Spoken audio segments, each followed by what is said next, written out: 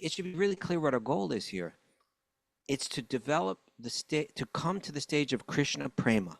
That's the goal of Bhakti Yoga. It should be as clear as, as clear as day. It's like a target that as a yogi, we have this focus. That's my goal. I want to develop pure love for Radha and Krishna.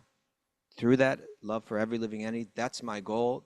I want to, step by step, following in the footsteps of the great Bhakti yogis before me, I want to walk that path or climb that ladder, you could say. And when one develops that determination, then they say the first step is Guru Padashraya, that one finds a guru, and accepts the shelter and the instruction. And then the next step is Krishna dīkṣā śikṣānam, that one receives initiation from that person. And that initiation really means that it becomes concrete, the focus that I will not find my happiness through external things in this world that I've been chasing this for many, many lifetimes. My life is in devotion now, in devotional service to Sri Sri Radha and Krishna. That is my focus. So through dīkṣā that becomes formalized, and then śikṣā you get personalized instructions about how to step by step, what your sadhana should be, how much you're going to do japa, what you should be studying. When Raghunath and I when we moved into temple, there's someone to tell us when to wake up, when to go to sleep, what books to read, what books not to read, this, that, the other, And so that comes next. When you're at that point, it's more than just like, I found a nice community and I like this kirtan. That's all wonderful. But then it's like, how do I practice this science? And that's done under the instruction of a teacher, of a guru. And so I think you said it yourself. I think I need a teacher. You are Krishna speaking in your heart and saying you need to find someone to instruct you personally how to follow this path. And yeah, because I've read a lot of books, and I'm reading Radhanath Swami's book, A Journey Within, right now. Wonderful book. And it's a great book, and it's great while I'm here. It's really been amazing. So nice to read books like that on a pilgrimage, isn't it? Amazing. Yes. But I don't retain it. It's like I feel like I'm gonna have to reread it already. Yeah. The lessons that you learn should become solidified in your mind and in your heart through a clear study. The next thing we really want to do is get this. One of the next things we really want to do is get this Sage Academy up and going. We're on the cusp of it. I started doing this Gita collective thing, studying the Gita, and Raghunath plans on, when he gets back, starting a similar thing with another text. But we also want to get real formalized training going where you can really take these courses and learn more about it. And so that educational aspect has to be there. But I think that's where you're at. I want formal education. I want formal training now. I think you're at that stage. Yeah, I think I do. I definitely do. So I think Raghunath and I have to help you find that. And that's where we have to help our people find this. Again, it was given to us. It was like when we moved into temple, it was kind of like quickly we found a guru. Our guru knew us. They gave us instruction. They directed us in so many things very clearly. They brought us to the holy dhams. They taught us everything, and we need to find a way to provide that for our audience. Om Namo Bhagavate Vasudevaya. Om Namo Bhagavate Vasudevaya. Om Namo Bhagavate Vasudevaya.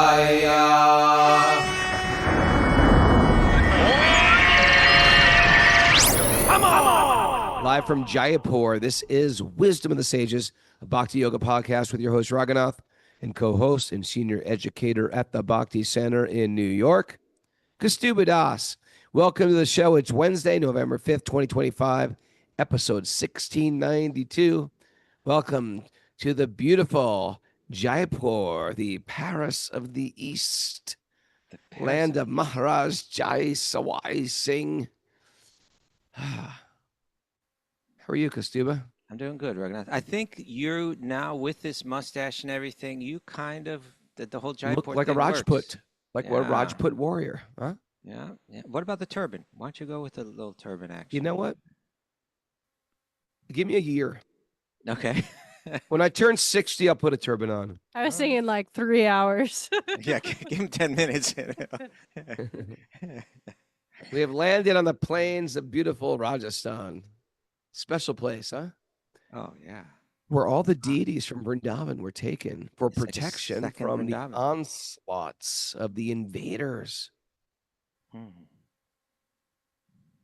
We really have a narrow view of who the invader. Everybody's been invaded. I think it's Every place has been invaded. Here we go. Kaustubha. There's like, oh no, he's about, don't get into You guys are shutting sociology. me down right away. Right away. Let's just keep this very clinical. Okay, Kaustubha, what is up, sir? Oh, you know what? Well, the Kartik month is coming to an end now, right? Oh, there he goes. What? Go ahead. What? There I go doing Today's what? the last day here. It is the Kartik Purnim. Yeah, so we need to, complete our vows and try to meditate deeply on that today. I want one shout out today. I don't think you know about this, you two. Tell me. But Chapuji, who does a lot of work behind the scenes for Wisdom of the Sages, Yeah. and who helps, like, even though she never learned a profession or anything, edits like most of the videos that we're putting up on the reels and so on that we put up on Instagram and YouTube. She does that on her own. She teaches Bhakti in Caracas and to a Spanish speaking audience, and she makes nice videos herself. It's called Kapu Yoga, CAPU Yoga, on Instagram. And she just does such nice, clear explanations of Bhakti in a creative way in her things. And she was picked up, someone in television in Venezuela said, oh, we should get her on our show. And so just yesterday she was filmed and interviewed, like on one of those kind of talk shows, A talk show. Yeah, She like would a be talk good with their own TV show. Yeah, I'm telling you. And Like- so they But picked her right like up. the how. But we grew up with like Oprah, Sonia, what other Yeah. shows like that? Mike Douglas. Right. Thank you. What? Mike- Ricky Lake. Chapu. That's what I'm saying. Donahue. So I think Chapu. the boss. It's Chapu. And he never just starts clapping. Buenos So dias. It was just like that. It'll be released in early December, but she got filmed for that. She did a great job. Her mother was very proud of her, and all the Oh, people yeah. at the television station were like super impressed with her. So She's impressive.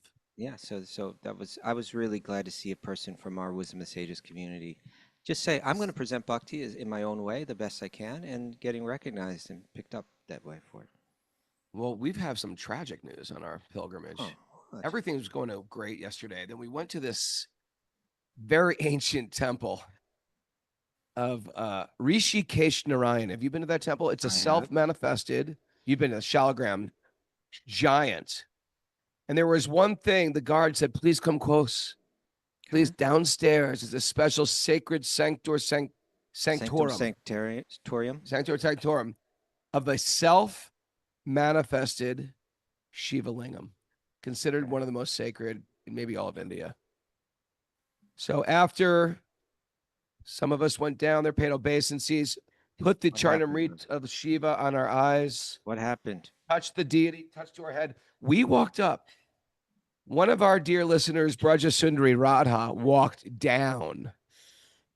What And do you as mean? she stumbled down went those further down? stairs, She a fell? bottle of Bisleri fell out and banged Lord Shiva on the head.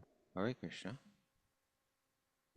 And I don't know what type of offense she's going to get that. All I know is Lord Shiva is very Bravo. easily offended But he's very easily pleased.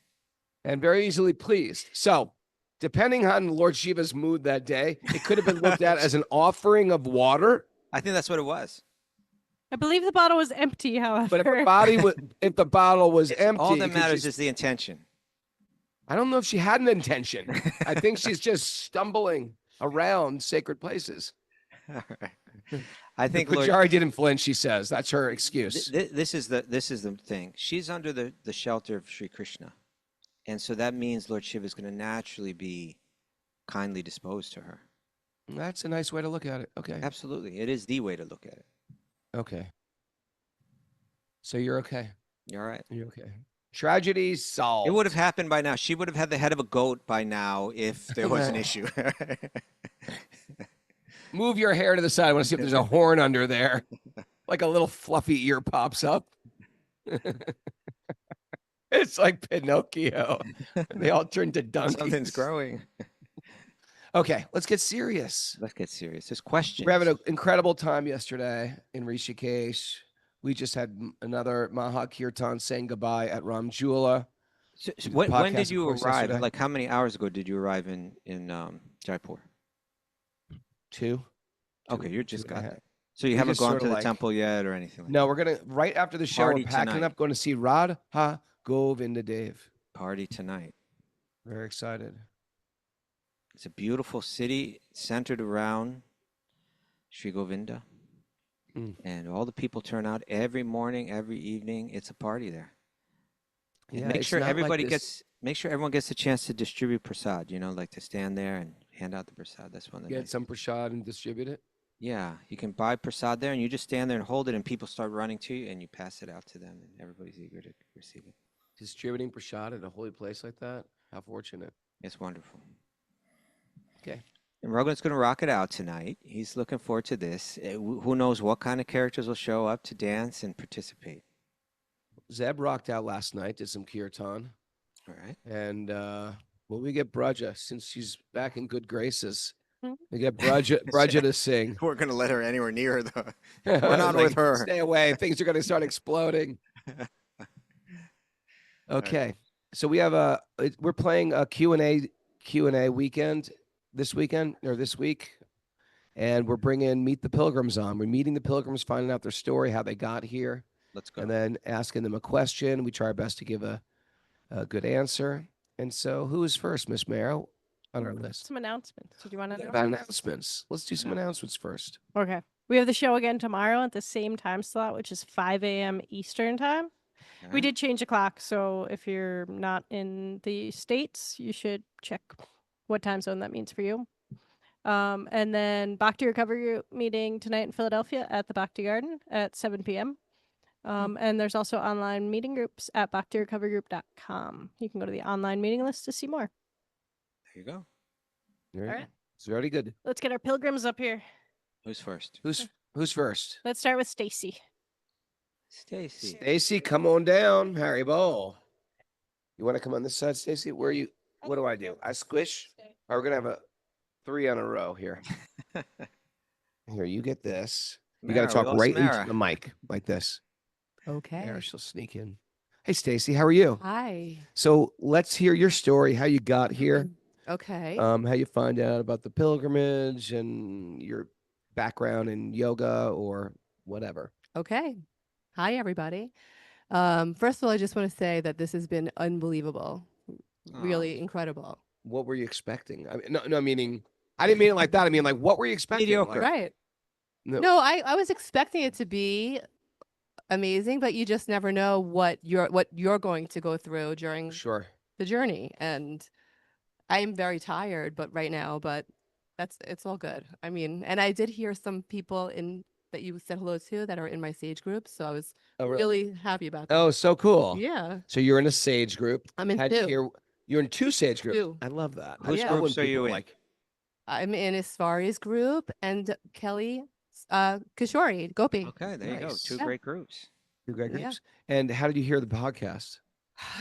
So I was introduced to the podcast many years ago by someone I had met just randomly, and he had introduced me to the Bhakti Center and to the podcast, and I didn't get right into it right then and there. I was really into Kundalini yoga and still am, but I've been a yoga teacher for 26 years. Wow.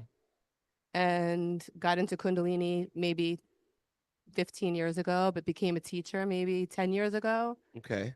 And I think the whole Bhakti thing for me is like what draws me to all of this, you know? Hmm. So it started with like Krishnadas and Wa and all these things. I'd bring my babies when they were little to Oh, go really? to those. That's sweet. And then when I went to the Bhakti Center, I felt like, wow, this is right here in New York. And at that time, I lived a half an hour away. Wow. So Where do you live? at- Where did you live and where do you live now? I lived on Long Island in Great Neck Okay. Yeah. at that time. And it was great because I hopped on a train and I went there. It was really easy, or even to park. It's so easy. And I started going there on Thursday nights mainly For the Nice. kirtans. for the kirtans. And they're impressive and they're beautiful. They're like really impressive. Yeah, they're And really impressive. for me, that was medicine for my soul because I feel like I've been hardened like through my life. You know, I became a single mom when my kids were 3 and 8, or Oh, 3 and God. 7, actually. How do you And do that. yeah, There's a special place in heaven for a single mom. hope so. Yeah. Are you Yeah. kidding? So, you know, being a single mom, and then even after that, like meeting people and going through other traumas, like just, you know, I was with somebody for like 8 or 9 years and it was an amazing relationship. And then that ended. So it was like, I just lost a lot of faith in relationships, I would say.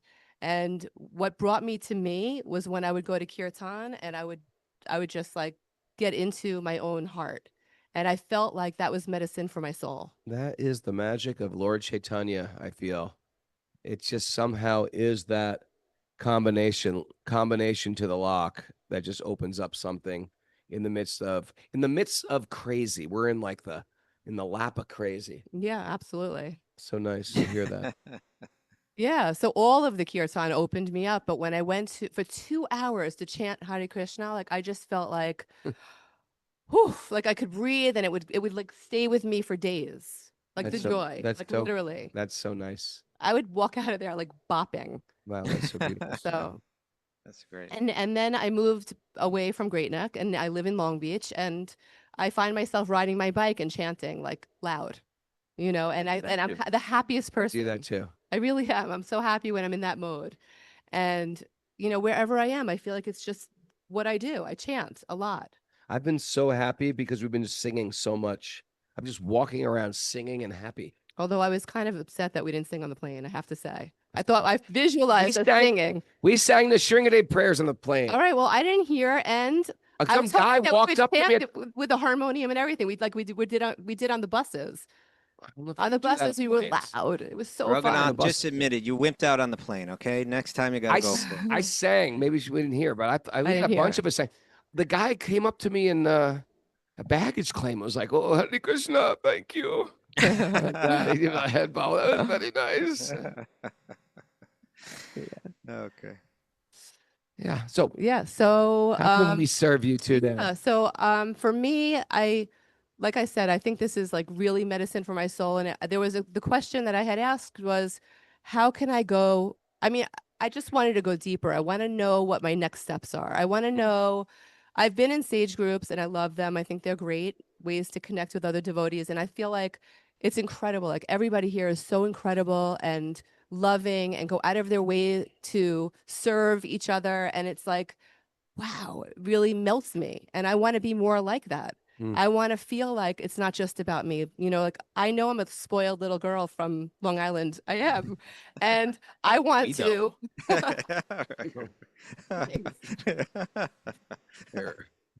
And I want to be softer and I want to be kinder and I want to not live in the trauma that I feel like I've built a cement wall around my heart. Nice. Oh, okay. What do you do next? So what's next? Well, That's I've her taken question. beginner- No, I'm saying that's your question. Right. I've taken beginner bhakti classes. I've been involved with Bhagavad Gita groups. I started a little bhakti thing at my house because now I'm an hour and a half from the bhakti center. But like in my town, there's nothing. Like there's nobody that really understands this at all. And that I know of, at least at this point, or even close to me that I know of. Right. There is a temple that's not that far away, an Ishkan temple in Yeah. Freeport. But I went there and I just didn't feel like it was a place for me that felt like I'd really be excited to go back. Sure. Okay. I used to go to that Brooklyn temple for like a long time. I was like, I Didn't know what was going on. I don't know what was going on. I don't feel really welcome. And then one day it just clicked. But it took a lot of like, no one was like, hey, welcome. We're welcoming new people today. It was like no one even looked at me. I was like, here, convert me, do something, you know. Of course, there's probably a lot more happening there in Brooklyn than in the Freeport, Long Island Yeah, I can't speak for what's there, but sometimes you can go to a temple and it can be intimidating as well. Yeah. I think for me, it wasn't that it was intimidating. Actually, the guy who owns it is a really nice guy. He's had it for like 30 something years, and um, I don't know. He was a Prabhupada disciple too. Like, I mean, he was in the city and everything, and Yeah. but I felt like it was very classical, and it was like, I don't know. I just felt like I didn't feel The like a connection wasn't there. That's connection. okay. Yeah. Yeah. Okay. Sure. All right, Rugby. Do you want to start, or do you want me to start? I'll share a little something. I know when Prabhupada first came to the United States, there was nothing anywhere. And he just said, okay, I'm going to do something. And people sort of came like satellites around him. And in the name of him understanding, okay, don't have much time to be here, got to spread this worldwide, time's ticking away. He said, okay, you've been into this for 6 months. Okay, good. You're qualified to go to China or something like this. You've been here for 8 months. You're qualified to go to Brazil. You've been here, and it's just like sending like brand new people all over the world. And because they said, you know what, my teacher's telling me to do this, I'm going to do it. And there's magic behind just following the orders of a teacher, and getting those blessings descending through the parampara, or the disciplic succession. So I think the best thing you can do is not necessarily even go to some temple, is maybe you keep studying, you keep doing what you do, you keep associating, you keep in the sage group. And like you said, I'm going to start something myself. And for example, if there was something about that situation that you didn't like, make your thing completely different. Make it how you would make it unique, that people feel welcome. There's always prashad there. You read together. You don't even have to come off like you're the Dalai Lama or something. You could just be like, hey, I'm studying this stuff. Come study with me. Or yesterday we said that idea of, hey, spiritual bhakti reading group, join me. You don't even have to. You could do it at a Starbucks or at not even your home. So that's what I would say. I say this myself because I've never really lived near a temple, and I've just decided, I got to a certain point with my family and with my community. I was like, if I want to have a spiritual life, I have to be that, and I have to invite people into my life, or else it's not going to happen. Right. It's not. I don't have the luxury of a temple across the street where I once lived on the Los Angeles temple block, so there's a whole block of Hare Krishnas and Krishna kids. You go outside, your kids are playing with other Krishna kids or climbing trees, playing Krishna kid games, whatever.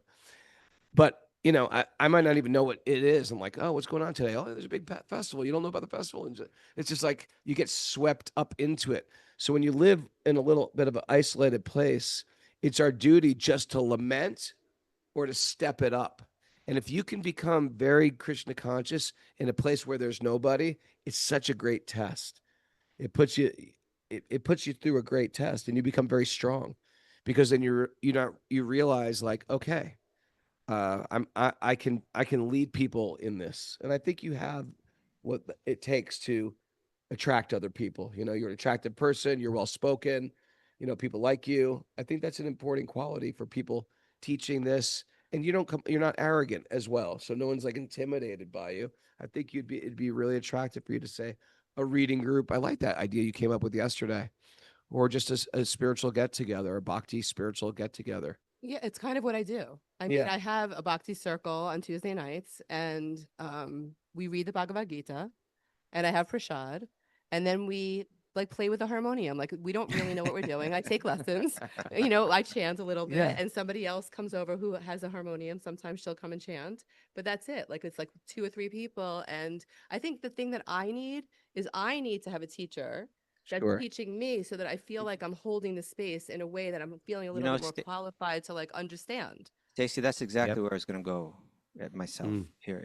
And I think Raghunath, he was kind of sharing some ideas about just like how practically he focused on the idea that you're kind of isolated out there, and how are you going to have your sangha in practice like that, which is, I think, important.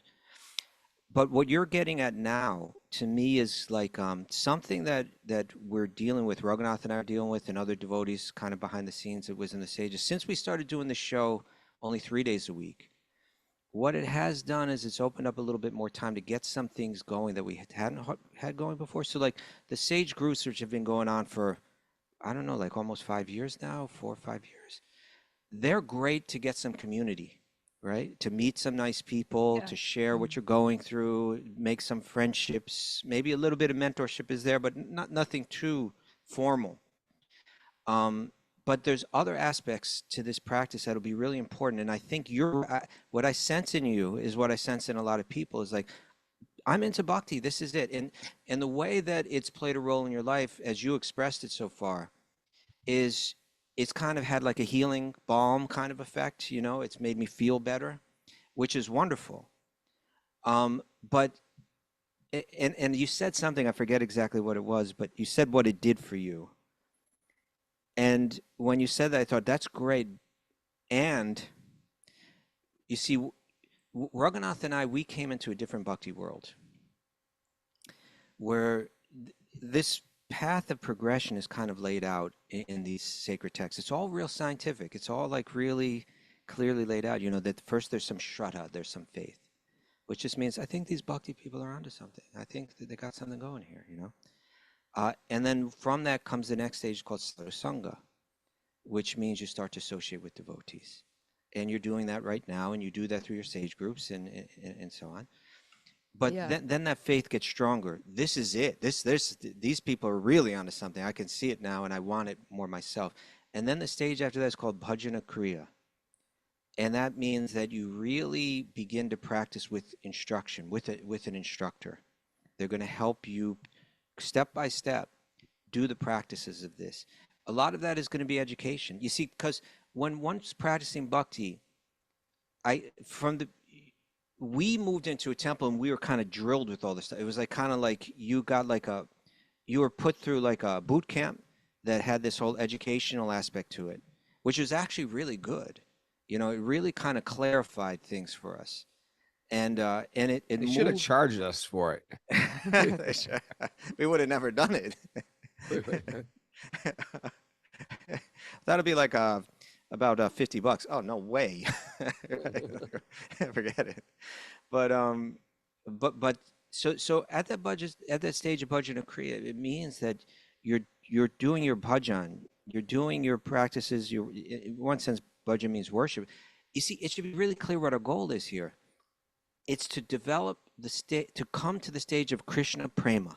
That's the goal of bhakti yoga. It should be as clear as, you know, as clear as day. It's like a target that as a yogi, we have this focus. That's my goal. I want to develop pure love for Radha and Krishna.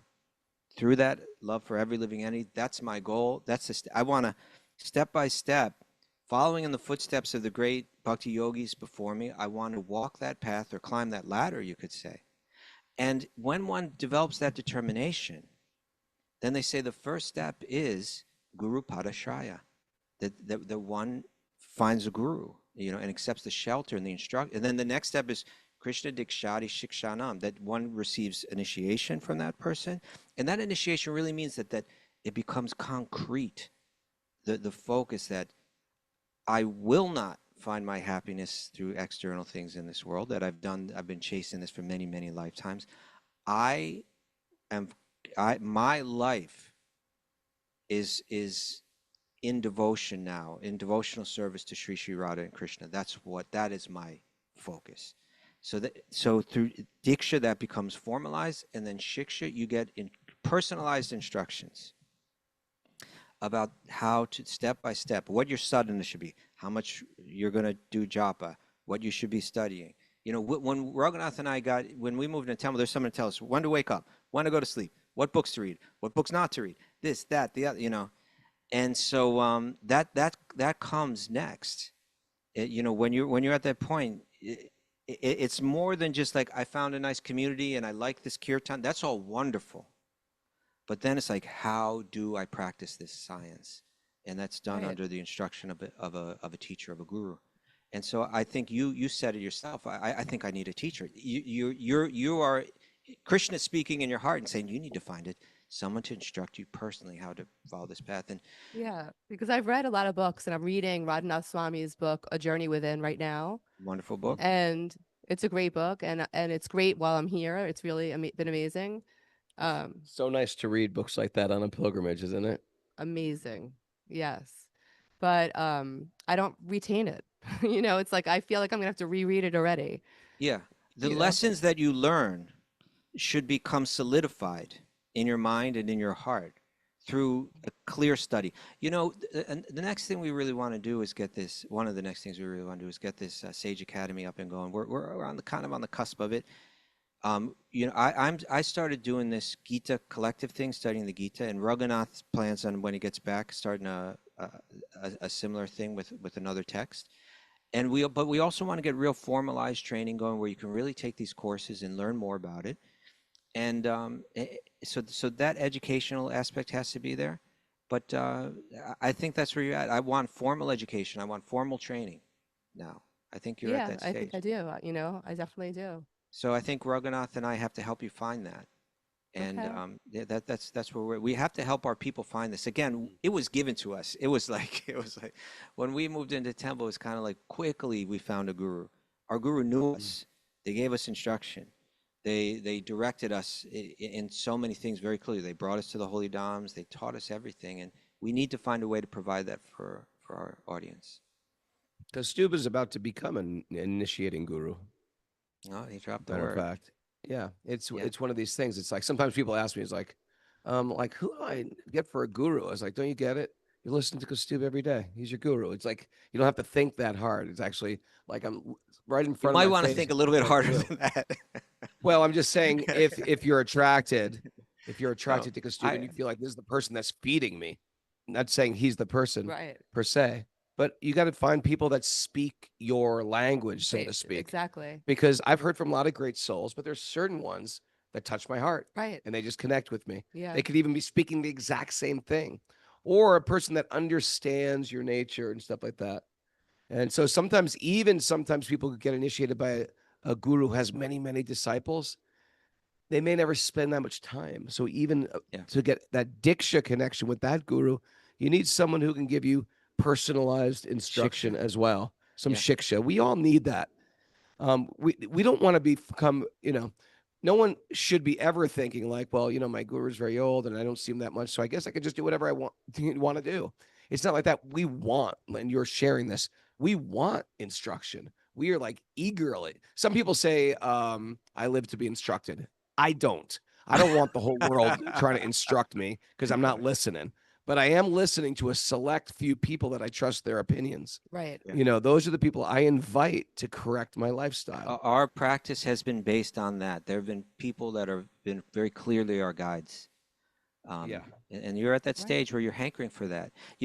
When Raghunath and I got into it, it was almost pushed on us, and we're trying Who's not your to do guru? that at all. What are you waiting for? Yeah, Why aren't you we're initiated doing yet? the opposite. Yeah, I know. We're doing the opposite. Take your time, chill out. Yeah, but that fact that it's risen up in you naturally, that's a great sign, and that means that it should grow organically in you. Yeah. But I I think want an instructor. I don't know about initiation. Like that's something, Yeah, well, that I'm not thinking about. I'm thinking about getting instructed and really learning. exactly. Yeah. I think that's the right. And all these things come very organically. And back in the day, it was just sort of like thrown upon us. Yeah. In a way. One thing I want to be clear, Stacy, and that is that when we say initiation, generally we're talking about like the ceremony and the formalization of this connection. Right. But really, more substantially, it means that by hearing from an advanced devotee, and a conviction has developed within oneself that I live for Krishna now. That means it was that conviction that was started or initiated. And so it's happening in you. And so that's to be celebrated. And granted, you don't have to formalize this. You should be very sure about who you want to, who. I'm not trying to push it on you, but in other words, a devotee that's practicing this should be very sure that of the person that they're approaching for initiation formally. But it sounds to me like already within your heart that conviction is developing in you. Mm-hmm. Yeah. Thank you. Thank you. Really nice having you on this trip. You add a special energy to the whole group. Thank You're- you. Thank you so much. Hello.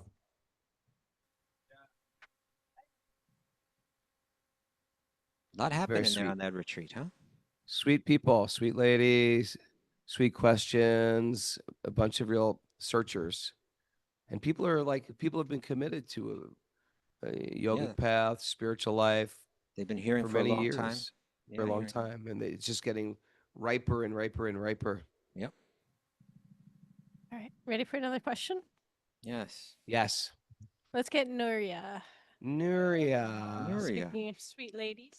Speaking of sweet ladies, here's sweet Nuria. Okay. First of all, Nuria, what kind of name is Nuria? It's Spanish. Is it? So Okay. it's from Catalonia, from the northern part of Spain. Catalonia. But I'm actually Cuban, so. Buenos. We love What else? Cubans. Yeah. So I'm born and raised in Miami. Okay. Still live there now. And actually what led me here was that I guess I always had an asana practice. During the pandemic, I would kind of practice from, I'm gonna oh, lift a sorry. little higher. It's okay. From home. And then once everything started opening up in Florida, I found an amazing yoga studio that had a great, had a great yoga teacher, Julia, who became very close to me and became like my yoga teacher. And what I loved about her is that her class was just not asana, but it really went beyond that. Mm. So I think from her was really where I wanted to search and go deeper and really learn more about the yogic path Mm. and the philosophy of it and just learn more. And I guess that led me to Bhakti and to exploring all these great things like that lead you on this Nice. spiritual path. And she was actually the one that led me to you because I've traveled with her and we've gone to Guatemala and California, practice yoga. And she was planning a retreat. And I told her, I was like, oh, India really calls to me. You should plan something and let's go to India. And I always thought I would want to do it with her. And she was like, you know what? India is really big for me. But Yeah, if there's yeah. anybody you should do it with, it should be Raghunath. Oh, There So you go. she sweet, sweet. she sent me all your information. I started listening to your podcast and it just like, it really spoke to me. Nice. So I kind of like scrounged up every vacation day and personal day and sick days Beautiful. that I had left for this year and just decided to come. It's so nice. I'm always sort of like on edge when someone I don't really know is coming. Right. And so I'm like, okay, and I'm trying to like, what's their experience gonna be? I was like, okay, sorry, Mara. I just hit Mara with the charger on her skull by mistake. But how has your experience been? Like, what were one of your highlights? It's been amazing. So for me, I think the most, I don't know if I want to say fun, but the greatest thing was being at the Shiva temple, and just how they greeted us and welcomed us. And we had such a fun kirtan there and they gave us prasad. I mean, everything about that experience, like I felt like my heart was so full. It was really amazing. Having kirtan, they're throwing flowers from They're the second throwing floor on flowers. us. Yeah, all the pujaris are out singing with us, clapping a little bit offbeat. But it was just, they're so Nobody- sweet. Nobody threw a Bisleri bottle. No That time. Bislaries. Yeah, but it was a special night. It was a lot of fun. Yeah, it was almost heartbreaking to leave the Ganga today. Yes, it was. Felt And we such an had to- attachment to her. Yeah, and for me, like since we got here, like that's been our view for all of these days. So it was really hard saying Well, good, it's- It's goodbye gonna, for now. It's going to move it's still in a positive direction. You're going to go to that temple. It's going to blow your mind tonight. And then Raghunath's going to take you for a lassi probably, right? Yeah. Yeah. We're going for lassis at Govardhan Hill. Oh, good. Actually, lassis tonight. Jaipur I mean, lassis are pretty good too. Jaipur lassi is a famous place for that. Mm. Nice. Yeah. Looking forward to it. Okay, we're gonna have to find the best lassi, either Jaipur or Jatipur. These are my two at Govardhan. We're gonna find out. My vote is Jatipur. Jatipur, Okay. yeah. But it's a classic place there in Jaipur. It's So what is your question, dear? So my question is, well, I mentioned I come from a Cuban family and we were raised Catholic. And my family is, and I guess, I don't know, when you're Cuban, I think everybody's Catholic and that's just it. There's not much else. And in this path of searching and seeking, I think Bhakti really speaks to me. So my question is kind of, how do I start to merge those two together? Or how do I get them to coexist? Because this really speaks to me, but I also don't kind of want to say like, oh, okay, well, I knew that for so many years and I'm ready to leave that behind or move on. How do I just get all this to kind of like make sense together? Can I jump on that first, Kaustubha? Jump all over it, Raghu. Because I like Catholicism. I still consider myself Christian in so many ways. Christ's main teaching was love God with your heart, mind, and soul. That's the essence of Bhakti Yoga. Love God with your heart, your mind, and your soul.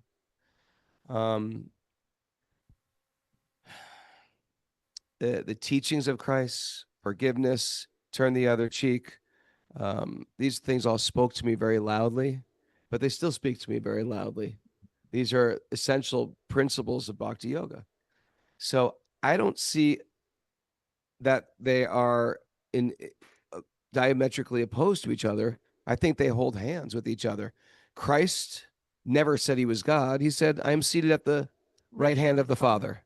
I am the Son of God. So we accept that the guru is also empowered to bring you to God. We don't say that the guru is God. We don't call Prabhupada God. We say Prabhupada teaches us how to love God. Christ teaches us how to love God. Don't fall in love with this mundane world. Fall in love with God. And so I think it's important that those teachings of Christ sort of, they stay with us. We don't always have to see the differences in everything. Oh, they wear this, the priest wears this clothes and you wear a robe, or Christ spoke in this language and you speak in this language. Why find all the differences? Why not try to find all the commonalities in all these things? Of course, there's going to be details, right? Like sometimes they'll, do bowing or kneeling and standing in a Catholic church. Here they bow down. What does that mean? It's just another way to show respect. Kneeling down is a way to show respect. If I was just trying to find the difference, I could walk around and say, what's wrong with all these Christians? Why don't they bow down? How dare they? They just kneel down, walk around on their knees. That's crazy. It's just how they do it. What's the big deal? Why are they wearing black? What are they trying to be, all Halloween? No, it's just like the way they do it. Why do you guys wear so much colors? It's just differences. But although there's differences, why not try to find the similarities? When I go into my, the Catholic church I grew up in, there's, practically speaking, deities under every window, the different stories of Christ's resurrection, of Christ being nailed to a cross. Of course, you have these altars, which are like deities. So for me, this iconography, is that the word? Iconography? Iconography. Iconography. Whatever it is, it's it seemed to go very hand in hand. I will say Catholicism to me, and even still when I go to Europe today, like if I'm in Germany or Italy, I like to go to these cathedrals and they hold a type of devotion with gravity. You go to the Duomo in Milan or in Cologne or in Florence, or they hold a type of gravity in that space. And just the architecture, it holds like, oh, there's a lot of devotion into building this. Or the paintings, there's a lot of love going into the paintings. The paintings are themselves a meditation. This is everything we talk about in Bhakti Yoga. Right. It's just done in a different culture. And different cultures can experience the same type of feelings and emotion towards one God. The only nuance is we see God in every being as well. And not that St. Francis did, right? Well, like part of our Italy trip that we go on every year is we go to St. Francis. We read about St. Francis, the teachings of St. Francis of Assisi. And we're not doing it to say, look how different these are. We're trying to create a bridge here. And I think the world works better What was your quote today, Mike? Me and Mike were talking about this before, about seeing the commonalities. Don't look for differences, look for similarities. It's easy to find the differences. Identical twins are different, but I think there's so many similarities in spiritual traditions. And I personally think they go hand in hand nicely. Perfect. What do you think, Kaustubha? I agree 100%, and I think there's still more. In other words, Raghunath's right. Like on our retreat last year to Tuscany, we all got on a bus and drove a couple hours to visit Assisi. And because of St. Francis and because his practice and his devotion is bhakti, right? It is bhakti. It's not he didn't follow exactly the path of Krishna bhakti that is taught and instructed specifically in the way that it is on our path. But he was getting true realizations about God, feeling very deep, powerful emotions of devotion towards God, and doing so in such a way that we are inspired by it, right? It's like that touched me, that made me think more about my own practice, that helped me give myself to God more wholeheartedly. And so these paths are not opposed to each other. You don't, in following Krishna Bhakti, you will not have to in any way harden your heart to Catholicism and to all that that's grown in your heart, from probably when you were a very little girl, and your family was taking you to church and sharing lessons with you and telling you about the life of Jesus and all of those things. Those are our own, Param Guru, our own Srila Prabhupada, who was the founder of the Hare Krishna movement. He would use the Vedic terminology to refer to Jesus, and he used the term Shakya Vesha Avatar, which literally means a person who the power of God is working through in a very powerful and influential way.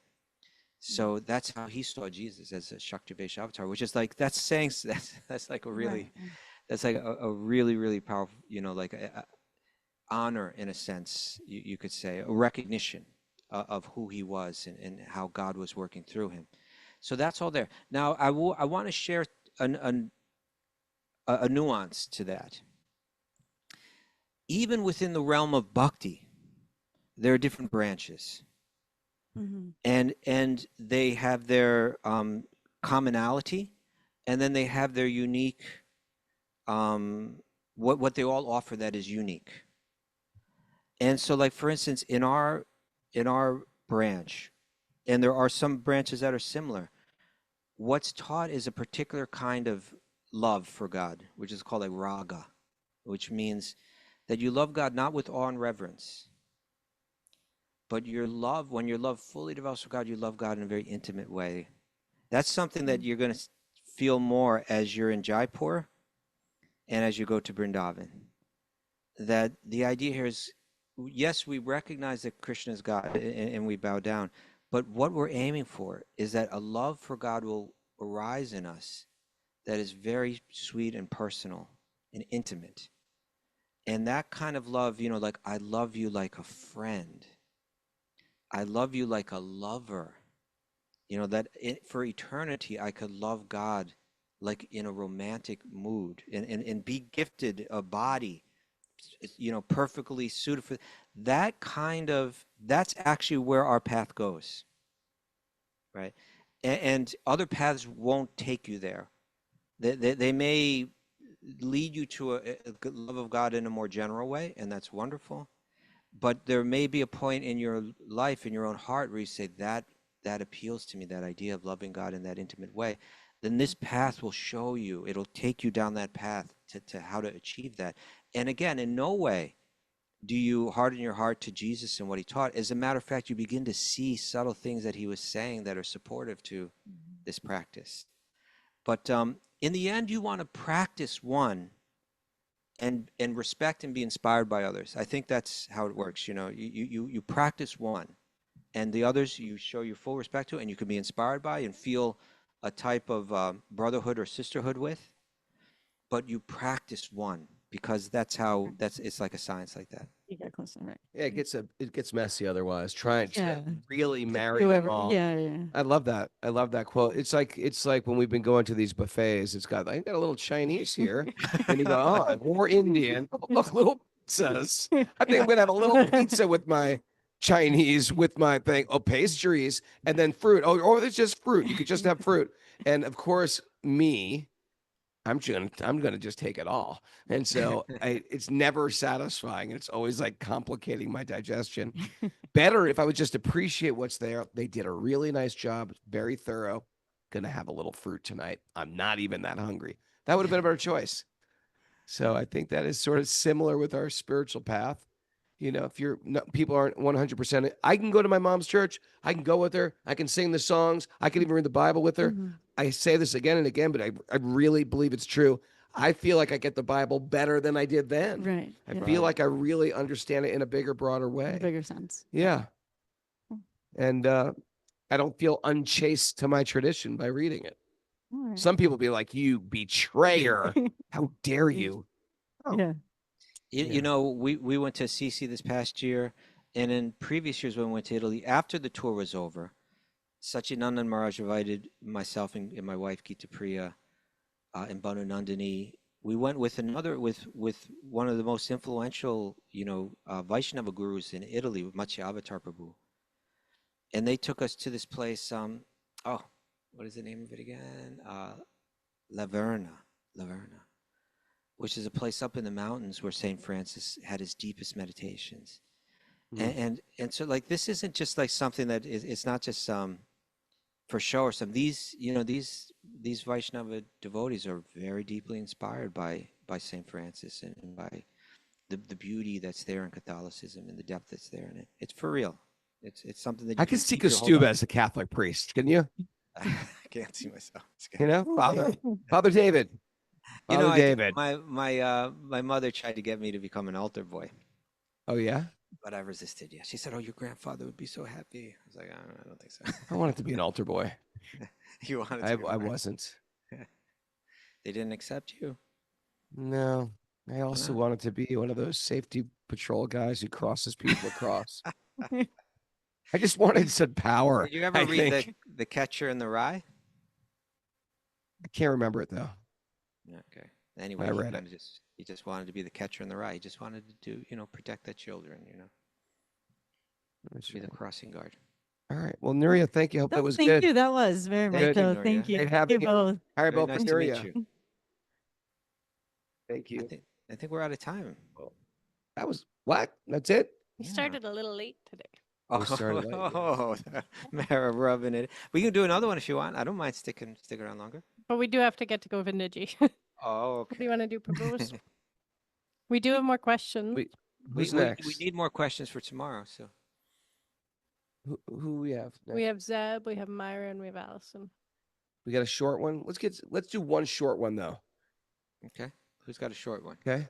One short one. Is Zeb here? Zeb, come on down. Zeb is he and his partner run the yoga factory in Pittsburgh. And Haribo.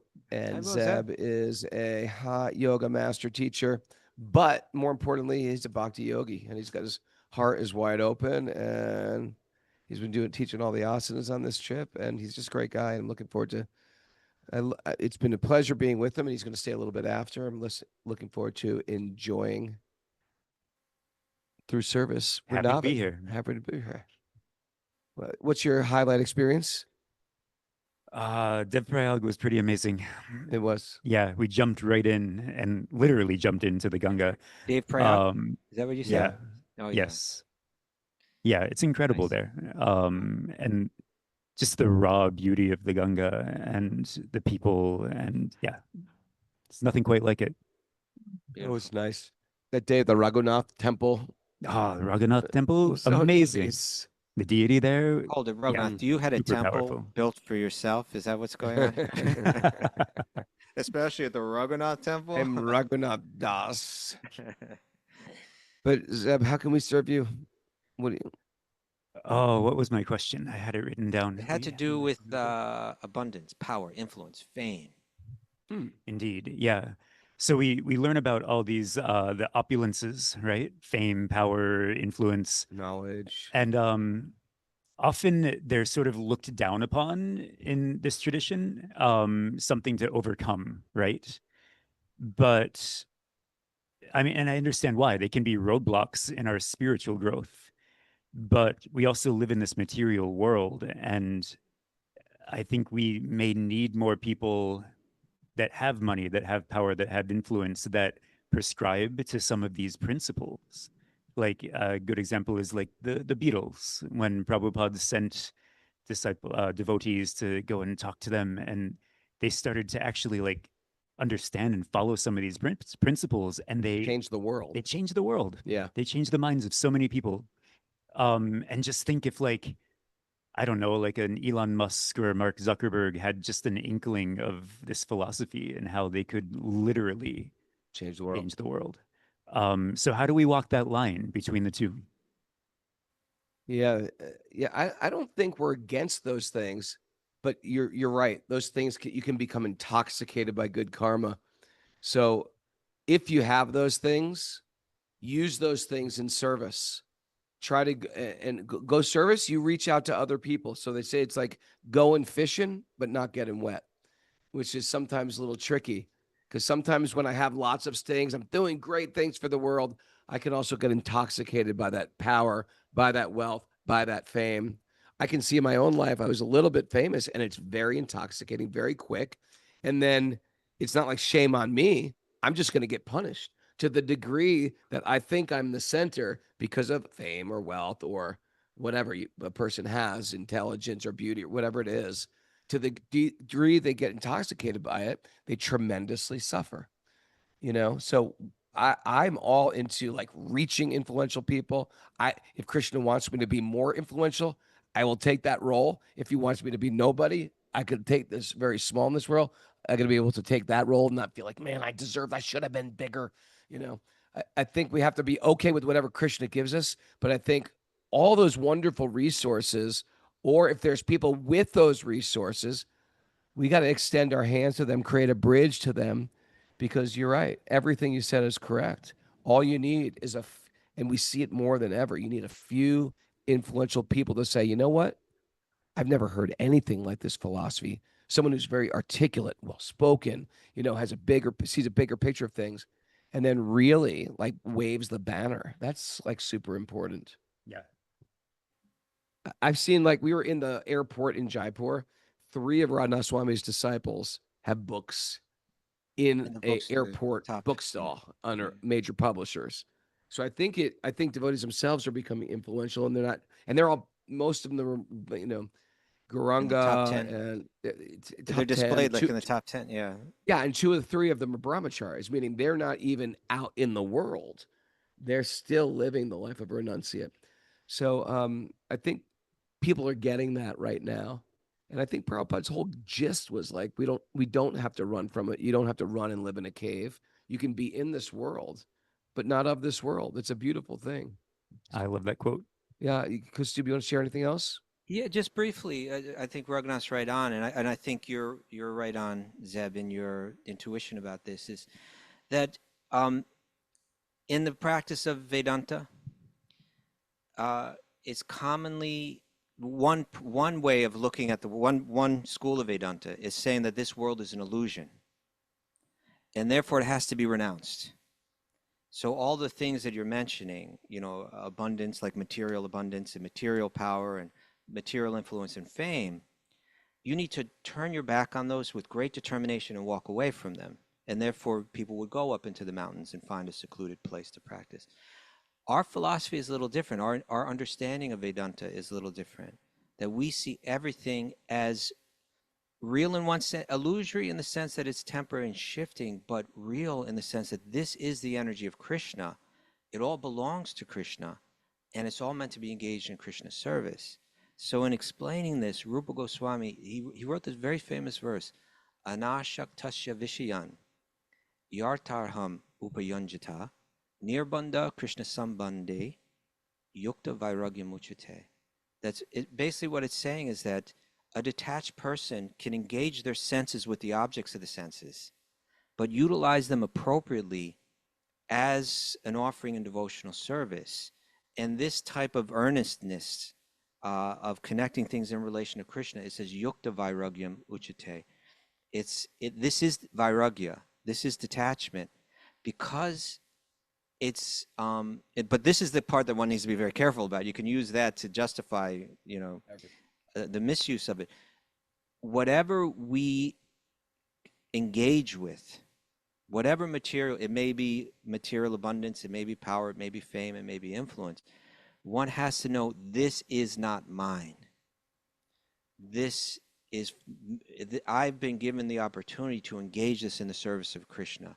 And so whatever it is, I pass it up. That's the distinction that's really important. That's where the vairagya, is at on our path, that it's not mine, it's for Krishna. And if we do that carefully, then we'll be engaging in a very deep practice of yoga, and exactly in the way that you're saying, in a way that we can connect more and more people with it. That's such a hard practice, though. It takes very strong examples. We need to live very close with. You take like Raghunath Prabhu, like he lives in a mansion essentially. If you look at where he lives, it's basically like this. It's a large property. It's got 2 big buildings on it. He's got animals. He's got a whole ponderosa over there. And I might start calling him Hoss.